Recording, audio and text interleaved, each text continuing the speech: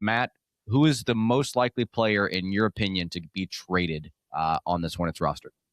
This is a cop-out, but I think these two guys have to be discussed together because I think if one goes, the other stays. It's like 1A, 1B, Collin Sexton and Tre Mann.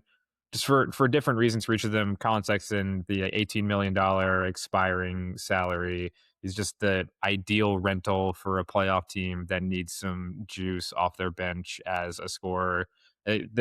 Someone, maybe Bobby Marks, joked that there was like a rite of passage for a team to have a expiring salary of a position like a point guard like Collin Sexton, that they have to trade them at the deadline. So I think if Collin Sexton gets traded, Tre Mann stays and kind of fills that backup kind of combo guard role that Collin Sexton has operated in the past few weeks. And then vice versa, Tre Mann, 3-year, $24 million salary, totally out of the Hornets rotation right now, but still young enough to take a flyer on for a contending team, still can give you some scoring punch off the bench. If you believe that he is 100% fully healthy from his back injury, he's a guy that you can take a flyer on, cost controlled for a couple of years at a good number. So I think one of those guys will be traded. Which one? I'm not sure. That's why they're 1A, 1B for me. But I mean, the Collin Sexton and or Tre Mann is at the top of my list. That's funny. Those are 2-3 for me. 2 for Sexton, 3 for Tre Mann. First off, I think Sexton gets too much flack among the general Hornets consensus fans, but I do have him second on my list. I think one of the bigger issues with him is he's an expiring, so I don't think you're going to get a ton back for him. But I think the likelihood that Charlotte brings him back this offseason is very, very slim. So you might as well try to get something for him now. Now, the $18 million contract, which you mentioned, is on the higher side. And I don't know. I just feel like that would maybe that dropped him down to the second spot for me, just because I feel like it might be harder to trade him. Maybe it's like a deal like they did last year where they traded another guy like Nurkic, similar contract. Maybe you can somehow acquire a second-round pick, a future second-round pick. But he's my second. I actually have Josh Green number one. It's not something I would do. I think because if there is a team out there that is contending, a potential playoff team that is contending, that is looking for a lower usage, impactful defender that's going to fit seamlessly into somebody's rotation and knock down threes, I think Josh Green is the most appealing guy on this roster. And his salary compared to Sexton is $13 million. And we all know that teams are now permitted to kind of use those exceptions to acquire players. So those that have the non-tax level MLE of $14 million can acquire him into that exception.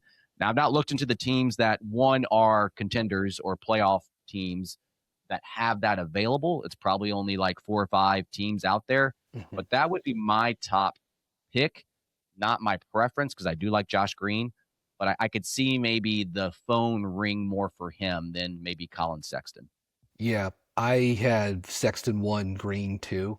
I mean, like, it's like there's only but so many guys on the roster that would really make sense or are like feasible or sort of like likely. It's easy to sort of trade them.